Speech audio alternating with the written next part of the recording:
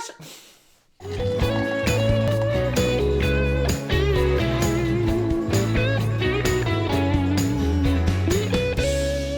I just saw Star Trek Beyond, and needless to say, it's the weakest of the three. The thing that this does do, however, is it does speak about the idea of what happened to Kirk at the beginning of Wrath of Khan. He's an admiral, he can't go on adventures anymore. This film is kind of the precursor to that. The idea of wanting to go up, but then realizing that you also don't have that adventure anymore. And the one thing I also have to say right off the bat is I think Justin Lin did a pretty good job taking over for J.J. Abrams. The film still feels the same way, with the same peculiar sort of turning, rotating cinematography. The action is still the same. Of course, there's that dirt bike scene. He had to have something that was a car. He did also have a few things from the Fast and Furious series that he did put in himself. But the one thing that I noticed about halfway through is that, you know what, this feels like a Star Trek movie, the new one. It looks like a Star Trek movie, but something's missing. And then it dawned on me, hey, wait a minute, there's no lens flares. I think the cast does pretty decent. They've already proven themselves. However, this just really doesn't feel like a trilogy, in a sense that, you know, there's three main films. This film really doesn't feel like a precursor to anything. They announced that there was a fourth one coming before this one was even released. So the fact that that was announced, this film just really, the whole title is called Beyond, but it more so feels like a very, very expensive television episode. Literally, how everything plays out is so formulaic that, sure, there's a few twists and turns here, but they're very easily noticeable. And Idris Elba, his villain character, he's an interesting sort, because at first you're like, why is he even doing this? And then you find it out, and you're like, this is like a weaker version of Khan. He is Khan, in a sense.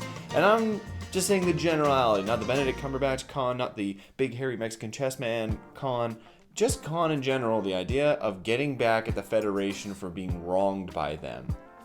That is what Idris Elba's character is. He also has something that's so glossed over. This film should have been called Star Trek MacGuffin, because there's about a frickin' billion of them in this film. However, the action is still very entertaining. The characters are very good. The writing's very funny.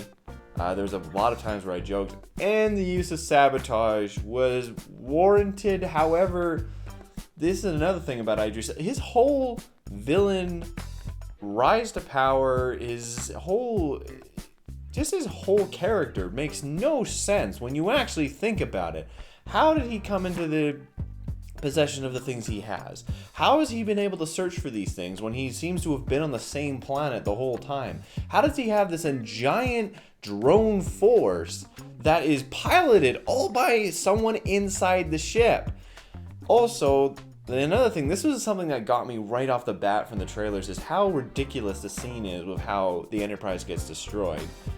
These ships are flying into it.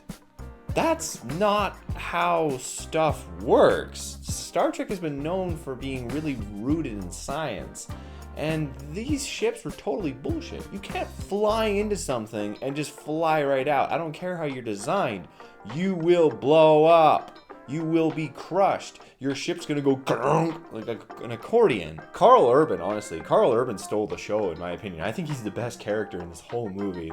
This was really a Bones movie. If you ever thought that Bones could be more of a main character than Kirk or Spock, he was, in my opinion. He honestly was there every step of the way. He was an important person almost every step of the way. So I thought it was good, but again, this is the third time Star Trek movies have done this. It's literally a U-turn movie. First one, they flew to Vulcan. Vulcan got blown up. They flew back to Earth.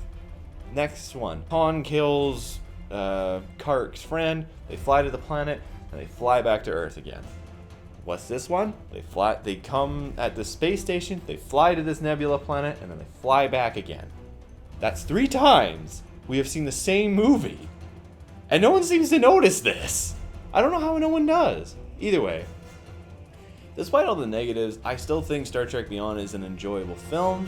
It just wasn't for me. So in the end, I'm going to give Star Trek Beyond a 3 out of 7. Fun movie. Heck, I gave London Has Fallen a 3 out of 7, yet I still enjoyed it.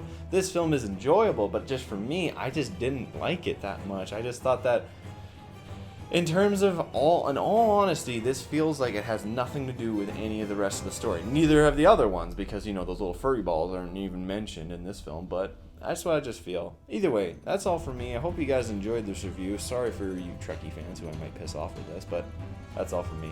See you later.